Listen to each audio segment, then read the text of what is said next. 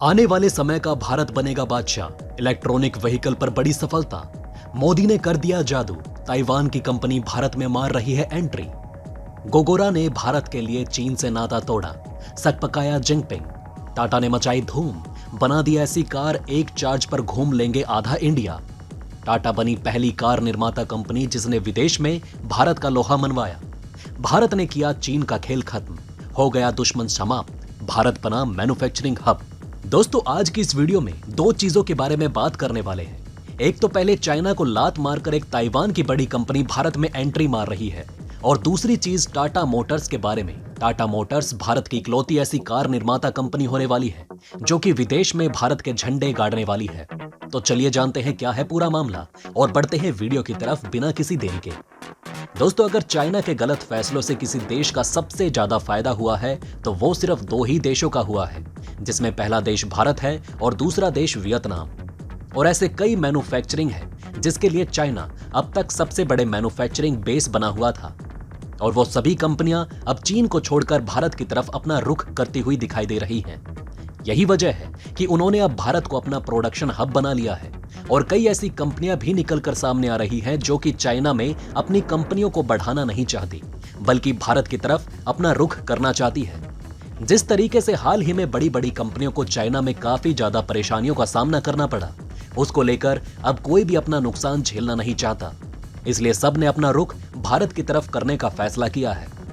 जिस तरीके से चीन ने अपनी जीरो कोविड पॉलिसी के तहत काफी लोगों को नुकसान पहुंचाया और बड़ी बड़ी कंपनियां कई 100 करोड़ के घाटे में चली गई, और बताया जा रहा है कि चीन की तरफ से उठाए गए कुछ बड़े और गलत कदमों की वजह से चीन अपने ही पैरों पर कुल्हाड़ी मार चुका है, जिसका फायदा सबसे ज्यादा भारत को मिल रहा है। अभी हाल ही में खबर निकल कर आ रही है कि एक ताइवान की कंपनी है जो कि भारत में आने की बात कर रही है। इससे पहले ये सभी कंपनियां चाइना की तरफ जाने के लिए अपनी उत्सुकता दिखाती थी, लेकिन यहां पर अब कई बड़ी कंपनियां निकलकर सामने आई हैं जो कि भारत की तरफ अपने कदम बढ़ाते हुए दिखाई दे रही हैं। उसमें से ताइवान की ये कंपनी भी भारत की तरफ अपने कदम बढ़ाना चाहती है। बैटरी स्वाइपिंग टेक्नोलॉजी के लिए जानी मानी कंपनी गोगोरो ने हाल ही में एक प्रेस को दिए इंटरव्यू में बताया कि चाइना और ताइवान के बीच में उठे विवादों को देखते हुए चाइना में बिजनेस बढ़ाने का कोई भी फ्यूचर नजर नहीं आता, और वहीं दूसरी तरफ उसको दिखाई दे रहा है कि जिस तरीके से भारत में इलेक्ट्रॉनिक व्हीकल की मांग बढ़ रही है, उसको देखते हुए गोगोरो की तरफ से भारत में एक बड़ा निवेश किया जाने वाला है।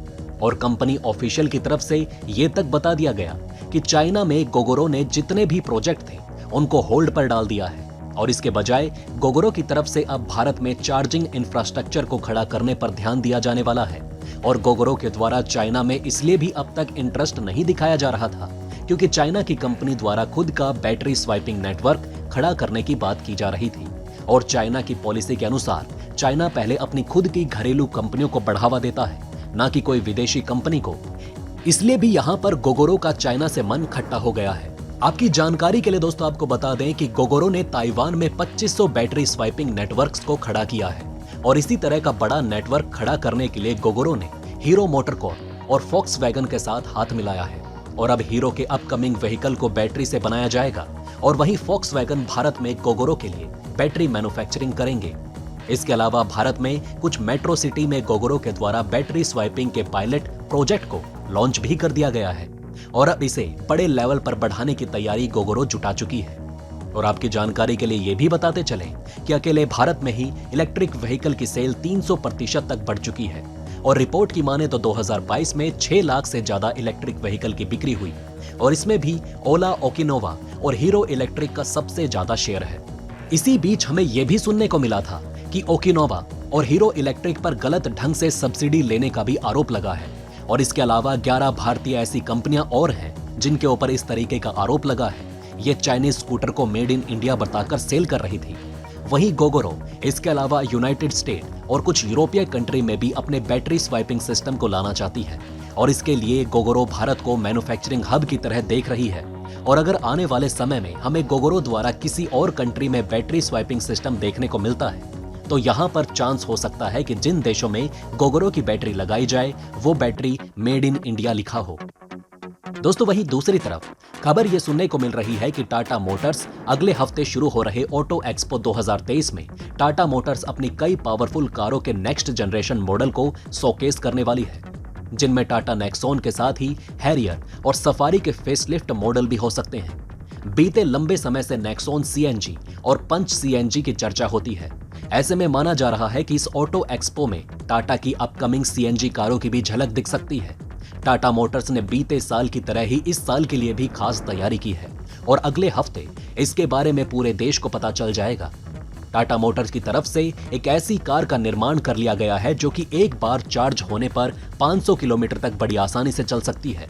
टाटा मोटर्स ऑटो एक्सपो 2023 में मौजूदगी दर्ज कराने वाली एकमात्र भारतीय निर्माता कंपनी होगी।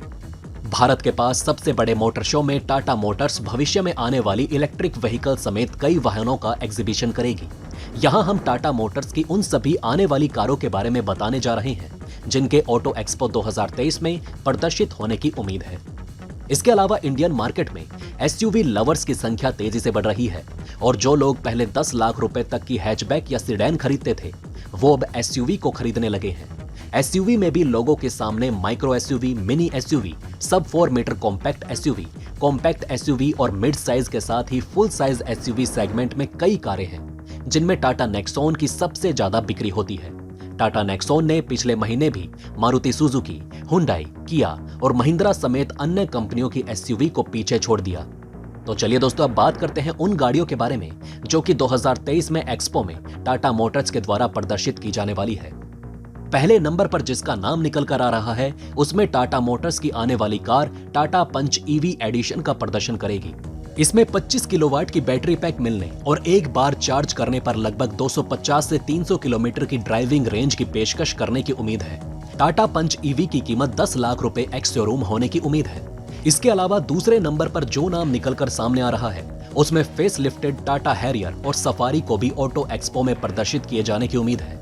इन मीडियम साइज एसयूवी में मामूली कॉस्मेटिक सुधार और बड़ी टच स्क्रीन इंफोटेनमेंट और एडीएएस यानी कि एडवांस ड्राइवर असिस्टेंस सिस्टम जैसी नई सुविधाएं मिलने की उम्मीद है।